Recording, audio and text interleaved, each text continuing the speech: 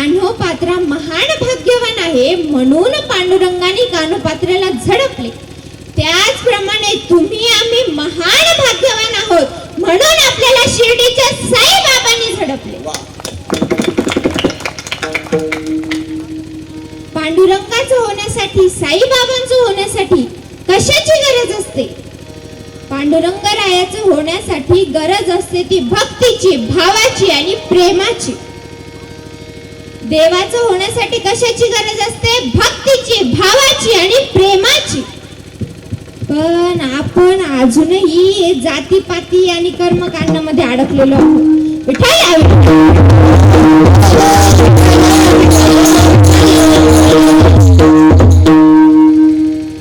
एका ब्राह्मण काकाने त्यांच्या पत्नीला विचारलं, का ग एवढं थंडगार व छान पाणी तू कुठून आणलंस? एवढं थंडगार आणि छान पाणी तू कुठून आणलंस? ती म्हणाली, शेजारच्या कुंभाराच्या घरून आणलं. कुंभाराच्या घरून आणलं? तू कुंभाराच्या घरून आणलेलं पाणी मला प्यायला दिलंस? अगं आपण शुद्ध ब्राह्मण आहोत, आपणास शूद्राचं काहीही चालत नाही. ती म्हणाली, ठीक आहे. दुसऱ्या दिवशी ब्राह्मण काका म्हणाले, अगं मला जेवायला दे.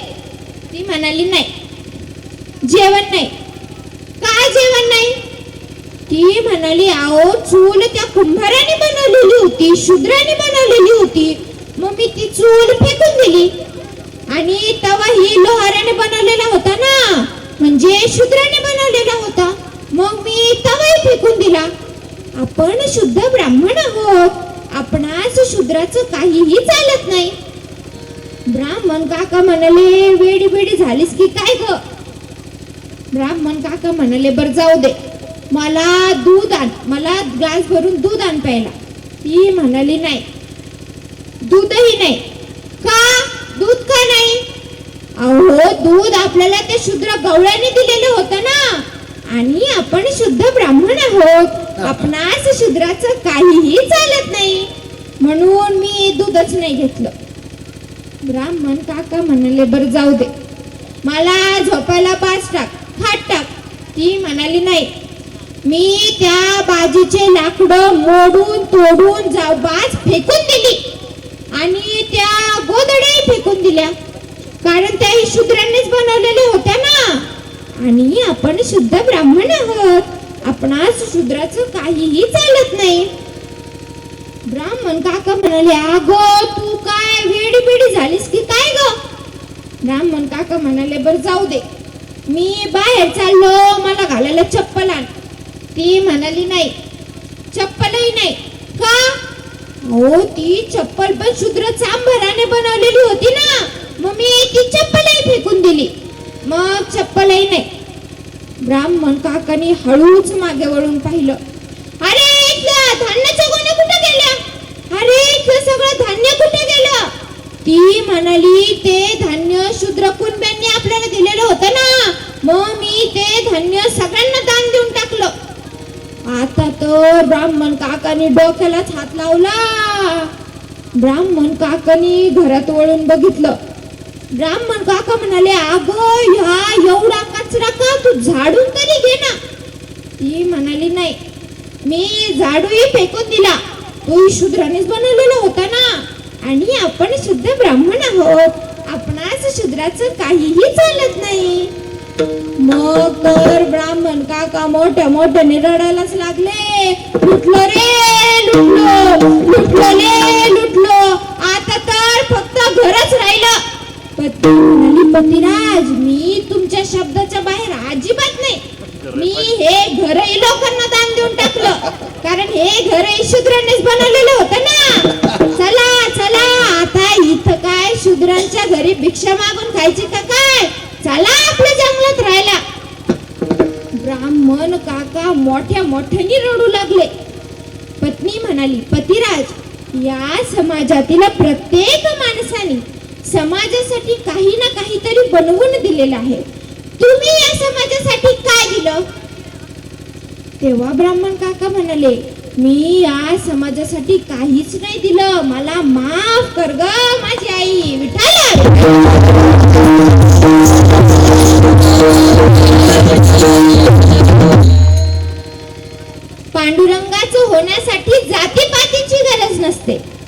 पांडुरंगरायाचं होण्यासाठी लहान मोठ्याची गरज नसते. पांडुरंगरायाचं होण्यासाठी गरज असते ती भक्तीची, भावाची आणि प्रेमाची. विठ्ठला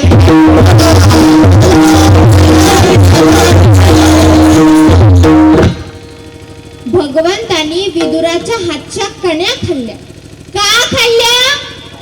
विदुराकडे भक्ती होती, भाव होता व प्रेम होते. भगवंतानी नामदेवरायांच्या हातून भोजन केले. का केले? नामदेवरायांकडे भक्ती होती, भाव होता व प्रेम होते. भगवंताने विदुराच्या पत्नीच्या हातून केळ्याची सालं खाल्ली. का खाल्ली? विदुराच्या पत्नीकडे भक्ती होते, भाव होता व प्रेम होते. भगवंताने द्रौपदीच्या हातून भाजीपान खाल्ले. का खाल्ले? द्रौपदीकडे भक्ती होती, भाव होता व प्रेम होते. भगवंताने द्रौपदीच्या हातून भाजीपान केव्हा खाल्ले? जेव्हा द्रौपदीने भगवंताचा धावा केला. कोठे गुंतला द्वारकेच्या राया,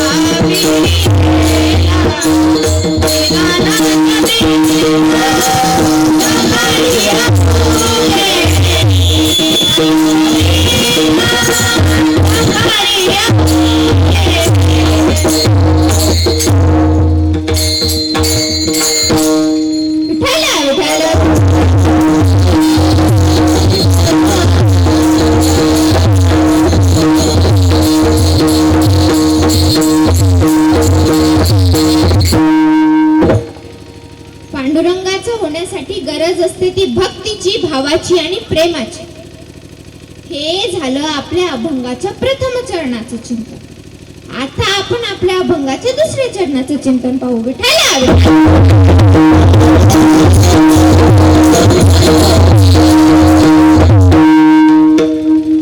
अभंगाच्या दुसऱ्या चरणाचं चिंतन पाहत असताना एक प्रश्न निर्माण होतो की पांडुरंगानेच आपल्याला आपलंसं का करावं?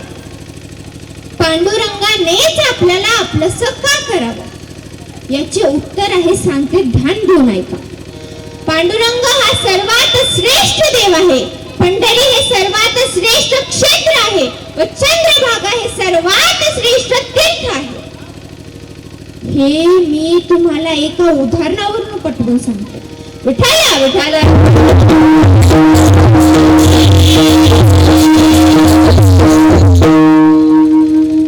88,000 ऋषींना स्कंदमुनी उपदेश करत होते.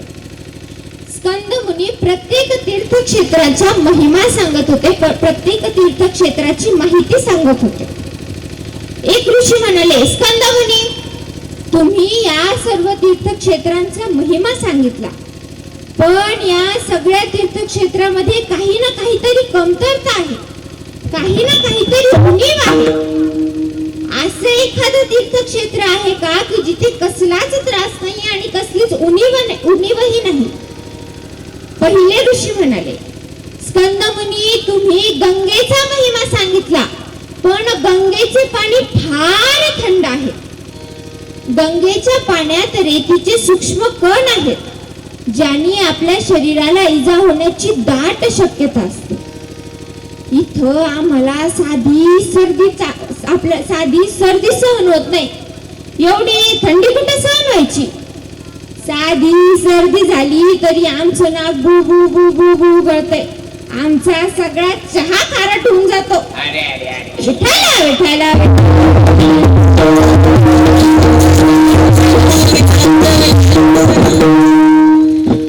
गंगेचे पाणी फार थंड आहे, हा गंगेचा दोष आहे. दुसरे ऋषी म्हणाले, स्कंद मुनी, तुम्ही काशीचा महिमा सांगितला. काशीमध्ये मुक्तीसाठी मरावं लागतं. काशीमध्ये मुक्तीसाठी मरावं लागतं, हा काशीचा दोष आहे.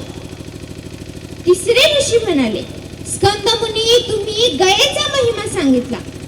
गयेमध्ये पिंडदान करावं लागतं. एका कलियुगातल्या म्हाताऱ्याचा मुलगा शहरात नोकरी करत होता. तो म्हातारा आजारी होता तरी भेटायला आला नाही. म्हातारा मेला तरी भेटायला आला नाही, सावळायला आलं नाही आणि कशालाच आलं नाही. मग गावकऱ्यांनी त्याला फोन करून त्याला चांगला तासाडला. त्याला म्हणाले, अरे तू बाप आजारी असताना आला नाही, बाप मेला तरी आला नाही, निदान पिंड पाडायला तरी ये ना. मग हा पिंड पाडायला आला. आता ह्यो कधी कोणाच्या कार्याला जात नाही, मग याच्या कार्याला कोण येणार? कोण एक ब्राह्मण काका आणि एक नाभी दादा. यांनी रस्त्याने जाताना एका फेट्यावाल्या बाबाला विचारलं, बाबा बाबा बाबा, पिंड कसं पाडायचं? पिंड कसं पाडायचं असतं? बाबा म्हणाले, अरे काय नाही, सोपं आहे. ब्राह्मण काका म्हणतील तसं तसं म्हणायचं आणि ब्राह्मण काका करतील तसं तसं करायचं. ब्राह्मण काका म्हणतील तसं तसं म्हणायचं आणि ब्राह्मण काका करतील तसं तसं करायचं. हा गेला पिंड पाडायला. ब्राह्मण काका हा बसले. ब्राह्मण काका म्हणाले, डोळ्याला पाणी लाव. याला वाटलं हा असंच म्हणावं लागतंय. हा म्हणतो, डोळ्याला पाणी लाव. ब्राह्मण काका म्हणाले, अरे माझ्या नाही, तुझ्या डोळ्याला पाणी लाव. याला वाटलं असंच म्हणावं लागतंय.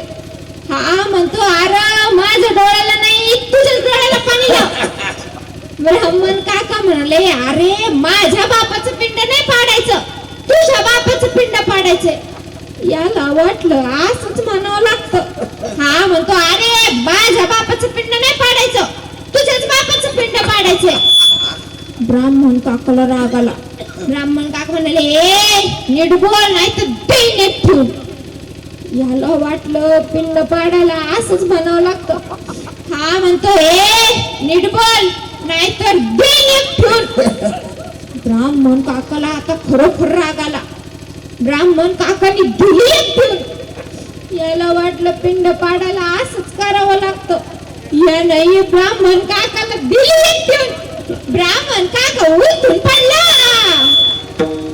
ब्राह्मण विचार केला, याच्या नादी लागण्यात काही उपयोग नाही. ब्राह्मण काकाने आपलं सामान घेतलं, चकट धूम पडाले. हाही ब्राह्मण काकाच्या मागे चकट धूम पडाला. ते फेटेवाले बाबा याला भेटले. बाबा म्हणाले, झालं का पिंड पाडून? एवढ्या लवकर झालं का पिंड पाडून? हा म्हणतो, हा एका झटक्यात पिंड पाडलं. जे म्हातारे बाबा म्हणाले ते याला कळालं.